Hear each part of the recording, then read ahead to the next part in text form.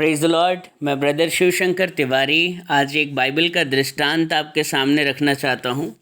मेरे साथ पढ़ेंगे लूका की किताब उसका 13वां अध्याय और उसकी 6वीं आयत। यहाँ पर लिखा है, फिर उसने यह दृष्टांत भी कहा, किसी की अंगूर की बारी में एक अंजीर का पेड़ लगा हुआ था।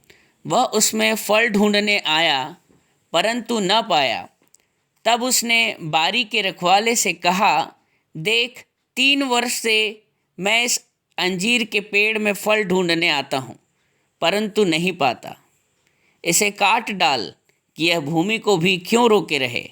उसने उसको उत्तर दिया, हे स्वामी, इसे इस वर्ष और रहने दे कि मैं इसके चारों ओर खोद कर खाद डालूं। यदि आगे को फले तो भला, नहीं तो उसे काट डालना। आज ये वचन हम सबसे एक गंभीर बात करना चाहता है। इस दृष्टांत से हम कुछ इस तरह से समझते हैं कि आज प्रभु यीशु मसीह में हमें आए हुए 3 वर्ष हो चुके हैं।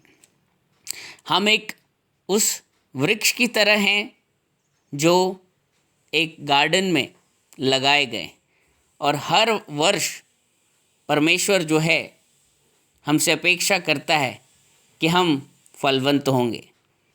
यहाँ पर लिखा है कि वो कहता है कि वह उसमें फल ढूंढने आया परंतु ना पाया।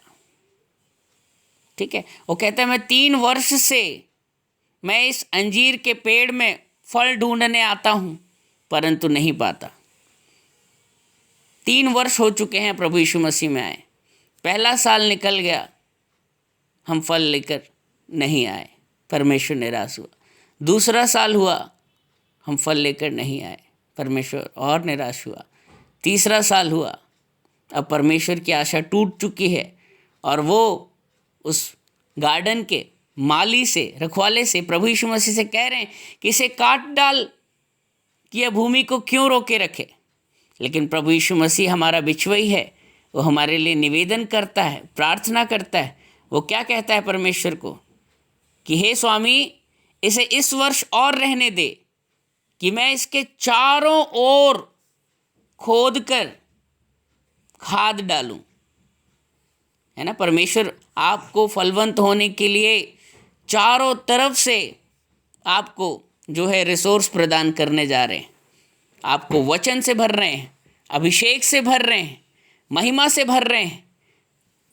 और इस खाद को आप प्राप्त करने के बावजूद भी, खाद जो है वो वचन और परमेश्वर के अभिषेक को दिखाता है, आशीष और महिमा को दिखाता है, जो कि आपके अंदर डीपली रूटेड, खोद कर परमेश्वर डालने की बात कर रहे हैं। और उसके बाद भी अगर आप फल लेकर नहीं आते तो फिर प्रभु यीशु मसीह भी गिव अप कर देते हैं। वो कहते हैं कि यदि आगे को फले तो भला, नहीं तो उसे काट डालना।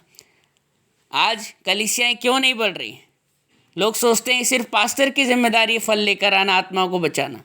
लेकिन नहीं, ये जितनी पास्टर की जिम्मेदारी है उतनी आपकी भी जिम्मेदारी है कि आप लोगों को अंधकार से ज्योति में लेकर आएं, नरक में जा रहे लोगों को स्वर्ग की राह में लेकर आएं, आग में झपट कर जो लोग आज उस नरक की आग में जल रहे हैं, आप उन्हें बचाएं।